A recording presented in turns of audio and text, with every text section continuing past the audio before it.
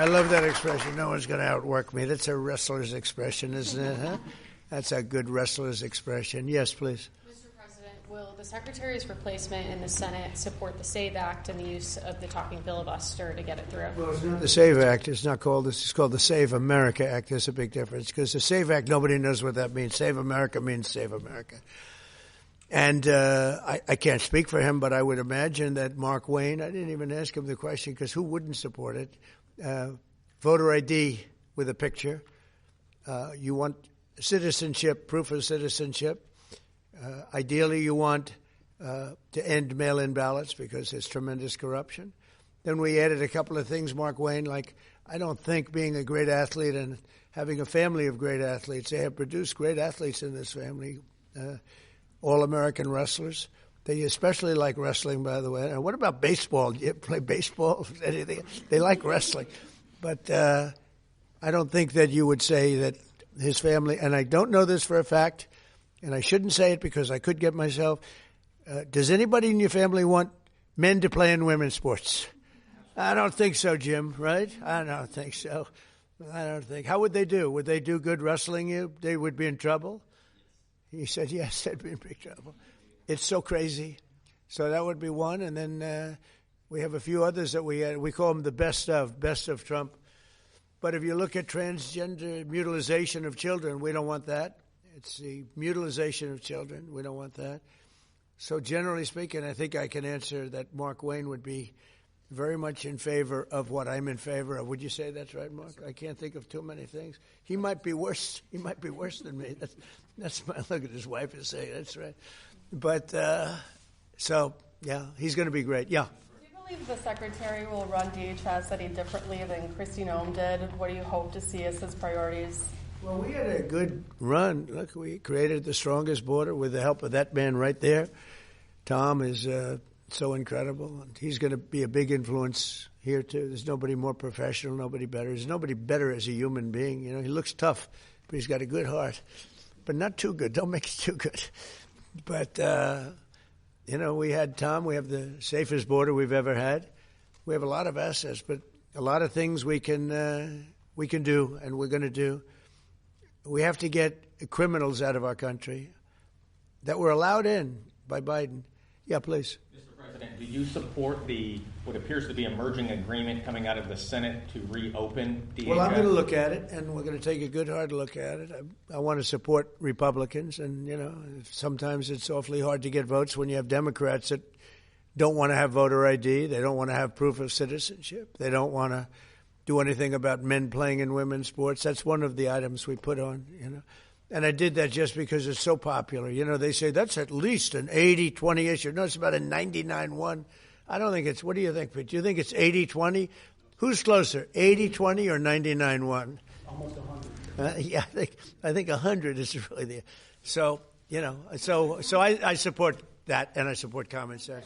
Would you be comfortable with a deal that involves separating ICE funding from the DHS funding package in order to reopen? Well, they're working on all of that. You know, that's a detail that they'll explain later. Please. Election integrity and DHS measures. Mr. President, since CISA falls under DHS, and given that many credible voices have raised concerns over its premature and possibly likely faulty 2020 election assessment, will you and Secretary Mullin implement reforms at CISA and at DHS to ensure full confidence in future elections, like in the upcoming? We'll talk about it, you know, pros and cons. Look, they used it to try and put me in prison, right? So I can't be thrilled with it. They used that very strongly, very illegally. The Democrats are thugs, and I don't want to say that. It would be nice to everyone get along, but it's a different country than it was years ago. It was very dangerous the way they used it. And they weaponized government. They used that to weaponize government. So I'm not thrilled, but I'll also go along with two groups of people, the military, and I think the military likes it, right? And I'll go along with the senators. I'm fine. But I was a big victim of it. Yeah, please. Are you going to send Jared Kushner and Steve Witkoff to do direct negotiations with the Iranians? Yeah, well, we're in negotiations, as it turned out, and now you've seen what I said yesterday was exactly correct. We're in negotiations right now. They're doing it along with Marco, JD. We have a number of people doing it. And the other side, I can tell you, they'd like to make a deal. And who wouldn't if you were there? Look, Their Navy's gone. Their Air Force is gone. Their communications are gone. That's the biggest problem. It's very hard to communicate them between themselves. All of the anti-aircraft is gone. Most of their missiles are gone. We either shot them or they shot them and don't have them anymore. They're down to a trickle. Pretty much everything they have is gone. I don't know. Can you name one thing that's not gone, or can you name one thing that's doing well? You know, if you read the papers, you think we're tied. You think we're in a tough battle. We are roaming free over Tehran, the city, Tehran, as opposed to Iran. We're roaming free. We can do whatever we want. And as you know, today we were going to have the privilege of shooting down a very big electric generation plant, one of the biggest in the world. And one shot to the right location ends the plant. It collapses. And we held off based on the fact that we're negotiating. Yeah. What do you think was the turning point to make you want to pursue a ceasefire? A few days ago, you said you wanted to continue bombing Iran. Now you want to pursue peace talks. Was there something that happened? The fact that they're talking to us and they're talking sense. And remember, it all starts with they cannot have a nuclear weapon. I said yesterday, they said, what are the top 10? I said, well, number 1, 2, and 3 is they can't have a nuclear weapon. And they're not going to have a nuclear weapon. And we're talking about that. And I don't want to say in advance, but they've agreed they will never have a nuclear weapon. They've agreed to that. How do you ensure they won't have a nuclear your weapon? former Border Patrol chief, Greg Bavino, said his only regret is that he didn't catch more illegal aliens. What's your reaction to that? Who said that? That's your former Border Patrol chief. He just retired. Well, I mean, we captured a lot. You know, they were allowed into the country by Sleepy Joe and that group of incompetent people that were, he was the worst president ever, the group of incompetent people. To me, that's the biggest scar. You know, inflation, they caused the highest inflation we've ever had. We've already gotten rid of it. The biggest scar is what they did, the people that they allowed from prisons all over the world. They came from the Congo, from all over South America. Rough people, really tough people. So, no, I understand what he means. He would have liked to have captured more. I'm not capturing so much as removing. You know, we're removing thousands of people, and many are self-deporting because we're going after them so powerfully that they're self-deporting, Tom, going back. I think that's one of the big unkept secrets. We have thousands and thousands of people, and they're self-deporting. They're going back to where they came from. But what we want really is the criminals. We're really focused on those criminals, getting them out. Yeah. What's your message right now to Democrats and also to Americans that are stuck at airports? It's really devastating watching it online because Democrats won't fund DHS. What's devastating? Your message to Americans right now stuck at airports as we speak because Democrats won't Well, fund they just DHS? don't. They won't. Look, this is a deal that was done in the Great Big Beautiful Deal, which gave you the biggest tax cuts ever, including no tax on tips and no tax on Social Security for the seniors. Think of it. No tax on overtime. Tax deductions when you buy a car. You take money, you pay interest on the money, you deduct it. We've never had that for people buying cars. If it's an American car, only if it's an American car. But they are just they stick together, the Democrats. I tell you, I give them great credit for that. We have some that they're not good stickers. We have guys like Tom Massey in Congress, who's terrible. He's just terrible person. I call him Rand Paul Jr. But they don't vote. Rand Paul, rarely votes for stuff. Likes me, says I'm a great president. He said the other day, I'm a great president, one of the greatest presidents. But I said, do me a favor, vote for us and don't call me a great. I'd rather have the vote than the statement. But we have people that don't stick together, and those people hopefully will someday be gone. The thing I most respect about the Democrats, even on horrible policy, they stick together. What they do have, though, is horrible policy. Transgender for everyone, open borders, men and women's sports. They have the worst policy that you can imagine. And so whether they stick together or not, they have just this terrible policy. We have great policy. Republicans have great policy. We have common sense policy, but it's great policy. That's our biggest advantage, is our policy is correct. Yeah, please. Mr. President, are you encouraging our our allies in the Gulf to be more involved in the Iran operation? Say it. Are you encouraging our allies in the Gulf to be more involved in the Iran operation? Yeah, I mean, a little bit, but more NATO. I think our Gulf allies have been pretty good, to be honest with you. UAE's been hit so hard. He got hit by 1,400 rockets, shot them all out of the air with our great Patriot missiles. Think of it, they shot 100 missiles at one of our aircraft carriers, the Abraham Lincoln, one of the biggest ships in the world, actually. And out of 101 missiles shot, every single one of them was knocked down in the sea. Think of that. Think of what that means. 101 missiles, highly sophisticated, very fast missiles shot. Out of 101, all 101 were shot down, and now, for the most part, lie at the bottom of the sea. Pretty amazing, right? Pretty amazing. Our military is amazing, Pete. You know the attack I'm talking about recently? 101 shot. I said, wow. I saw that. You can see we have sort of pretty good equipment that we see. It's called the red line. Those red lines were thick, right?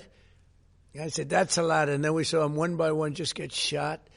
And these guys that do the shooting are the coolest cucumbers ever. You know, most people, you don't have a lot of time.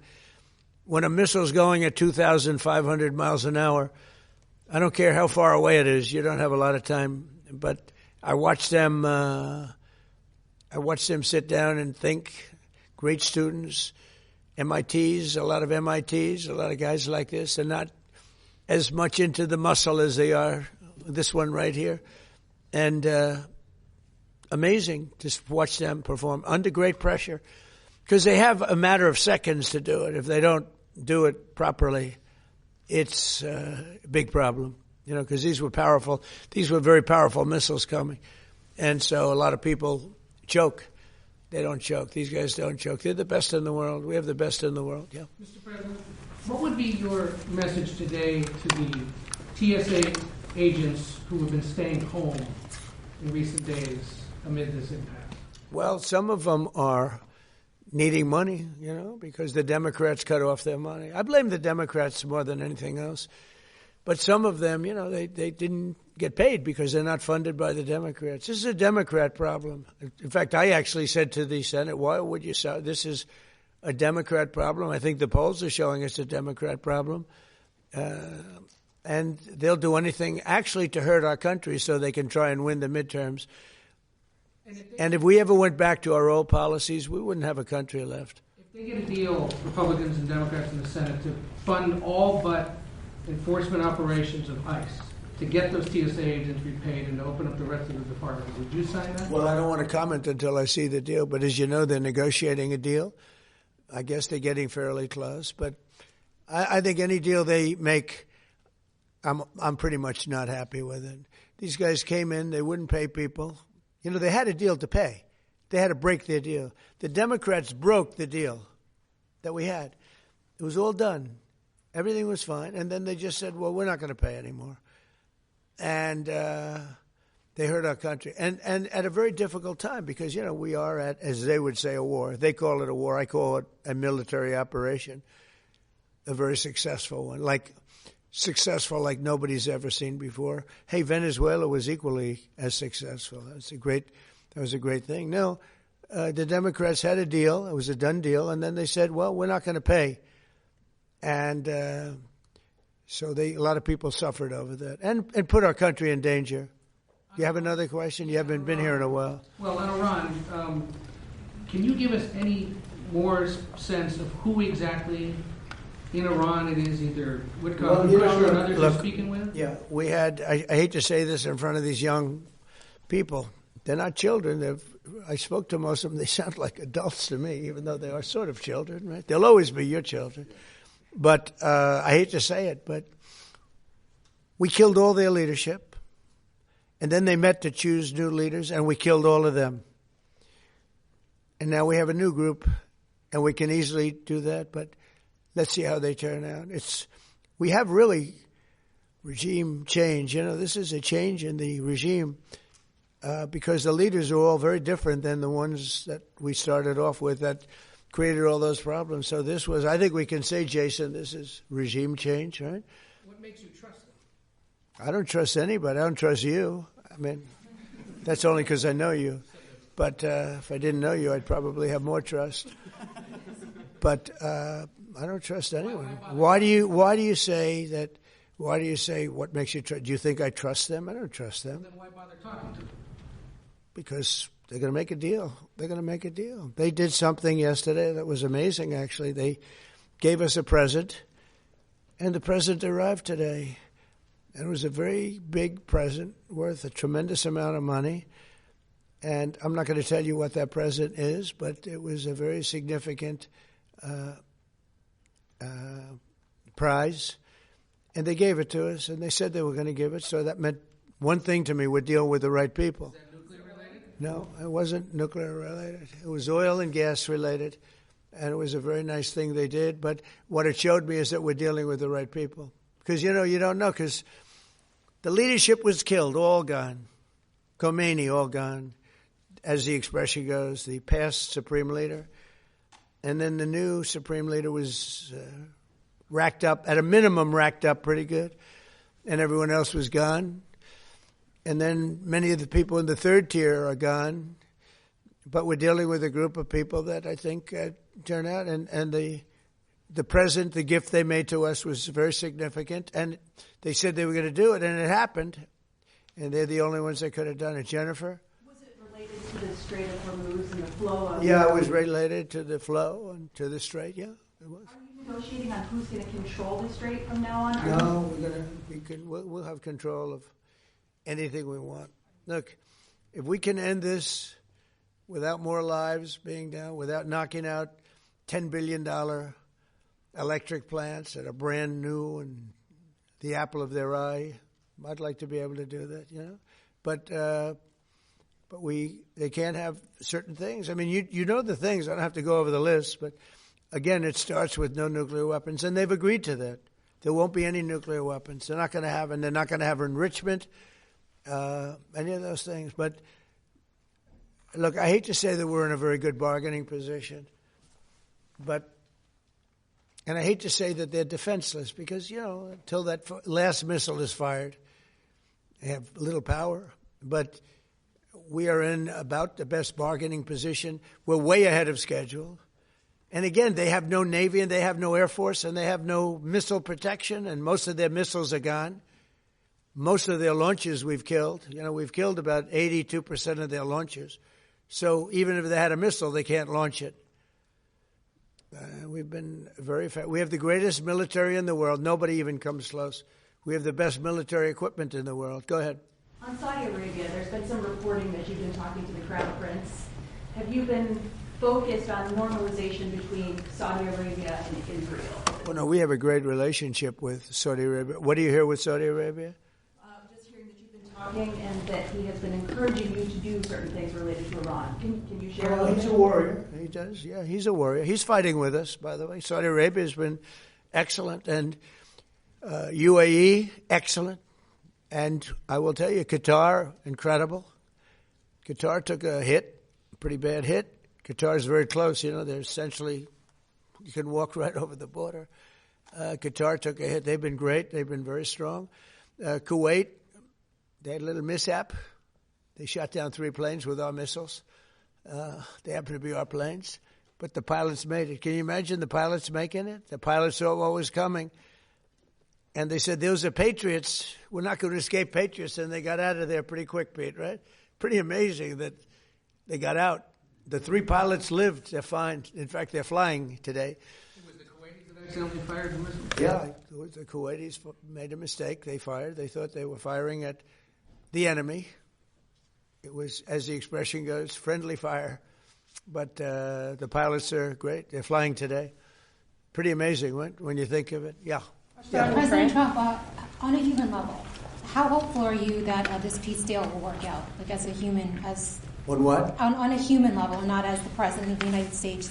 How hopeful are you that this peace deal will work out with Iran? You're talking about to end it? Well, I think we're going to end it. I can't tell you for sure.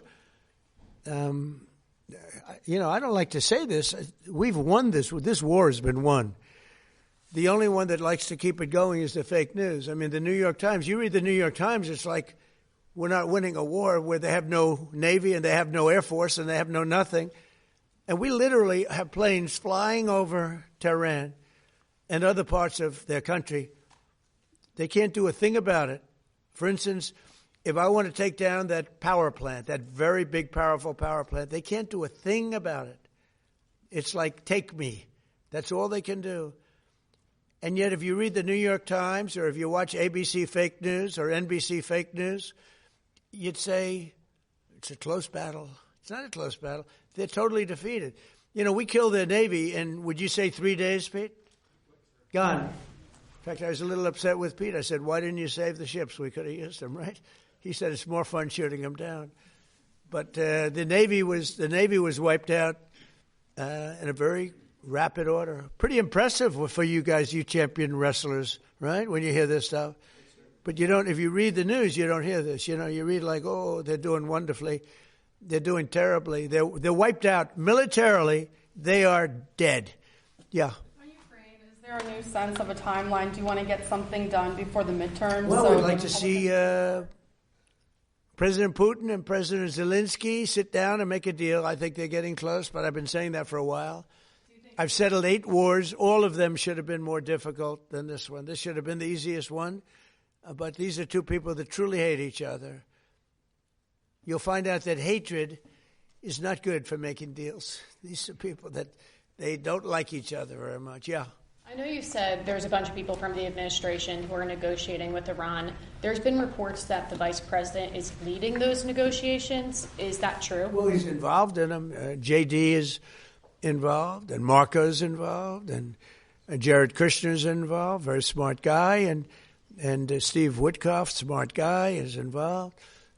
And I'm involved. Why? I'm going to be so big. Oh, I don't want to talk about it. I'm the president of the United States, Tom, and I'm not going to talk about it. It's beneath me to talk about saving millions of lives, because that's what you're talking about. You're talking about saving millions of lives. If Iran had a nuclear weapon, they would have used it. And if I didn't end the horrible Barack Hussein Obama Iran nuclear deal in my first administration, they would have had a nuclear weapon 3 or 4 years ago. They would have used it. I would have never gotten the chance probably to be president. Who knows what it would have been so devastating. And if we didn't send those beautiful B-2 bombers, they took them off my desk. They were right there. I don't know why. But if we didn't have those the B-2 hit, which was so we obliterated, despite CNN. CNN said, well, maybe the word obliteration said, no, we obliterated it, just obliterated their nuclear potential. You would have had them having 2 weeks after that attack, had we not made the attack, they would have had a nuclear weapon. They would have absolutely used it, and they would have used it on the entire Middle East, including Israel. And you know why you see that? Because unexpectedly, when this war broke out, unexpectedly they started sending missiles to UAE, Qatar, Saudi Arabia, Kuwait, Bahrain, and elsewhere. And nobody thought they were going to. Were you equally surprised by that, Pete? Way more than we thought, Mr. President. Pete, do you want to give about a 3-minute statement on how we're doing in this, as I call it, military operation? People don't like me using the word war, so I won't. But the Democrats call it a war. How about a little statement? I think he's done a very good job. Do we agree he's done a good job, Markwayne? Can we take some of your time? Well, thank you, Mr. President. You're spot on. Never in history has a modern military, Iran had a modern military, a modern Navy, a modern Air Force, modern air defenses, leadership, massive bunker. Never has a modern military been so rapidly and historically obliterated, defeated, from day one with overwhelming firepower. The air campaign that we've conducted, that Israel's conducted alongside us, was one for the history books, truly. And it's because we have a president of the United States that when he sends his warfighters out to fight, he unties their hands to actually go out and close with and destroy the enemy as viciously as possible from moment one. And that's why we see ourselves as part of this negotiation as well. We negotiate with bombs. You have a choice as we loiter over the top of Tehran, as the president talked about your future. President has made it clear that you will not have a nuclear weapon. The War Department agrees. Our job is to ensure that. And so we're keeping our hand on that throttle as long as hard as is necessary to ensure the interests of the United States of America are achieved on that battlefield. This is not Iraq and Afghanistan. This is not a president who's interested in vague end states. He's been very clear with us about what we need to accomplish, creating the conditions for them never to have a nuclear capability, and that's exactly what we're doing in historic fashion. Thank you, Mr. President. Thank you. Thank you, Richard. You know, the only two people that were quite disappointed, I don't want to say this, but I have to. I said, Pete and General Raisin Kane, I think this thing's going to be settled very soon. Here they go. Oh, that's too bad. Pete didn't want it to be settled. It's these guys are doing a great job. That's a good attitude, though, Tom, right? They were not interested in settlement. They were interested in just winning this thing. Yeah, please. Mr. President, can you, just taking things locally, hopefully not doing international affairs for a second, do you support the construction of the 2nd Avenue subway in New York City and will your administration? Wow, that's really far out, correct? You know, the 2nd Avenue subway is being under construction for, you're a young guy, is longer than you are old, okay? That's been under construction. I haven't heard about the 2nd Avenue subway in 20 years. What the hell kind of a question is that? I guess they got to get it finished. They spent trillions of dollars practically. No, they spent more money on that than on anything, I think, in the history of our city, in New York City. And it's been under construction for a long time. It's very sad, actually. The only thing maybe worse was Gavin Newsom, the governor of California, his train, I call it his train wreck because it's a wreck. That's been years. It's literally 30 times over budget. Nobody's ever seen anything like it. And it doesn't go to San Francisco and Los Angeles like it was supposed to. They decided to cut it way short because there was no way they could finish it. But it's one of the worst. I've never seen anything like it. Other than the worst, the Federal Reserve building for almost $4 billion, little building that's going to cost a renovation for $4 billion, headed by our highly incompetent head of the Federal Reserve. Yeah, please. Mr. President, would you be open, are you hoping to see the Senate pursue Reconciliation 2.0 to fund ICE and pass the Save America Act? Well, we'll see about reconciliation. We're certainly talking about reconciliation, I think, Markwayne, right? Do you want to talk about that for a second? Now that he's working, we can get him to do this. Thank you. Lindsey Graham, the chairman where the reconciliation will funnel through, he is committed to making sure we get reconciliation through. If that is in some form with funding ICE, possibly backfilling from the One Big Beautiful Bill, but also, more importantly, the Save America Act.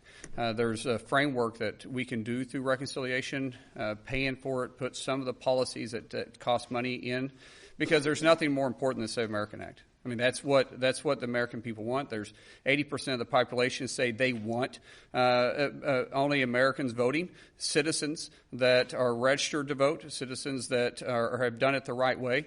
And I believe that everybody wants an election integrity. So fortunately, Lindsey Graham has said through reconciliation, he's willing to put the framework out for that. And I think that was said so beautifully, so concisely, so well, your father, that we should let him have the last word, and that was it. That was the last word. Did he do a good job? Are you impressed with your father? I've never been more impressed with anybody in my life. How about me? Don't answer. Don't answer. Don't answer. No, you like your father better, okay? Come here. Look at this guy. Come here. This guy, don't wrestle him. We'll steal over here. Yes, sir. Thank you. All right. I want to thank the family because without the family, he's not here. You know, he's a different person.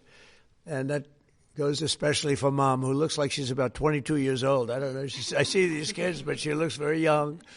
But it's a great couple. Congratulations to you both. Thank you. Thank you, Markwayne. Thank you very much, everybody. Thank you. Thanks. Come on in.